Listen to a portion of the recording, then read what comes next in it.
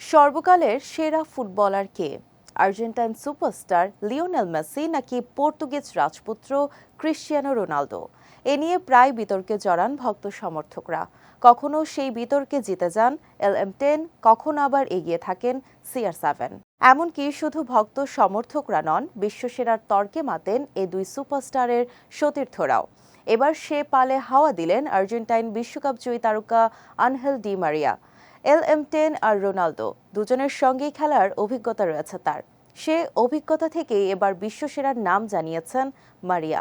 1000 গোলের মাইলফলক স্পর্শ করার দ্বারপ্রান্তে থাকা ক্রিশ্চিয়ানো নিজেকে এক সাক্ষাৎকারে বিশ্বসেরা দাবি করেন।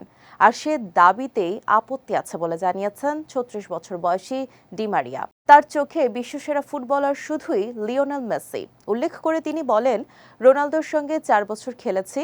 CR7 নিজেকে নিজেই সবসময় বিশ্বসেরা দাবি করে থাকেন।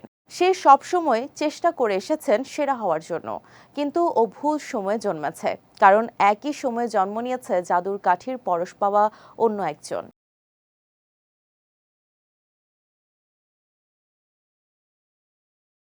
এদিকে গোলের সংখ্যা বিবেচনায় রোনালদোকে অনেকে এগিয়ে রাখলেও গোল দিয়ে মেসিকে বিবেচনা করতে চান না ডি মারিয়া।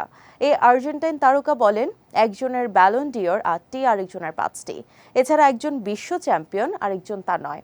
অন্যদিকে একজনের 2টি কোপা আমেরিকা ট্রফি রয়েছে। বোঝাই যাচ্ছে রোনালদোর চেয়ে মেসিকে কতটা বড় করে দেখেন ডি মারিয়া।